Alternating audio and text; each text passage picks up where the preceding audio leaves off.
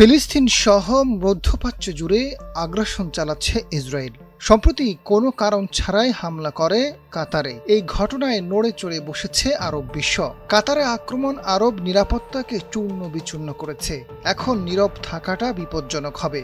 ফলে ইসরায়েলের বিরুদ্ধে বিশ্বব্যাপী মুসলিম ঐক্যের ডাক দিয়েছে কাতার। এই ডাকে পূর্ণ সমর্থন জানিয়েছে পাকিস্তান। একই সঙ্গে বিশ্বকে ইসরায়েলের ব্যাপারে হুঁশিয়ারি করেছে দেশটি। মধ্যপ্রাচ্য পরিস্থিতি নিয়ে জাতিসংঘ নিরাপত্তা পরিষদের জরুরি বৈঠক অনুষ্ঠিত হয়। বৈঠকে পাকিস্তানের স্থানীয় প্রতিনিধি আসিম ইফতেখার আহমেদ অবৈধ ও উস্কানিমূলক ইসরায়েলি আগ্রাসনের কঠোর নিন্দা জানান। সাম্প্রতিক হামলা কাতারের সার্বভৌমত্ব ও ভৌগোলিক অখণ্ডতার উপর বেপরোয়া আঘাত। একই সাথে শান্তি প্রচেষ্টায় নিযুক্তদের ভূমিকা ও সুরক্ষার জন্য হুমকি বলে মনে করেন আসিম ইফতেখার। এর আগে দোহায় কাতারের আমির Sheikh Tamim bin Hamad Al থানির সঙ্গে বৈঠক করেন পাকিস্তানের প্রধানমন্ত্রী শেহবাজ শরীফ।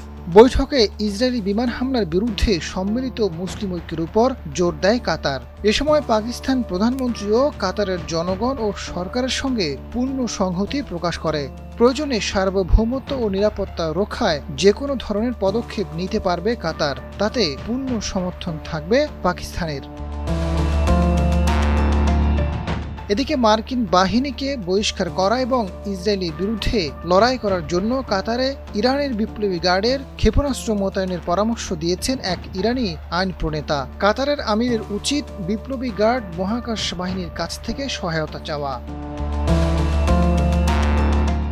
ইসরায়েলি হামলার পর থেকে ইরানি কর্মকর্তারা কাতারের প্রতি জোরালো সমর্থন প্রকাশ করেছেন। তেহরান গেল জুন মাসে মার্কিন বিমান ঘাঁটি লক্ষ্য করে প্রতিশোধমূলক হামলা চালায়। ইরান সে সময় বলেছিল দোহাকে আগে থেকে অবহিত করা হয়েছিল। অন্যদিকে কাতার এই হামলার নিন্দা জানিয়েছে, কিন্তু বলেছে তারা উত্তেজনা বৃদ্ধি এড়াতে চায়।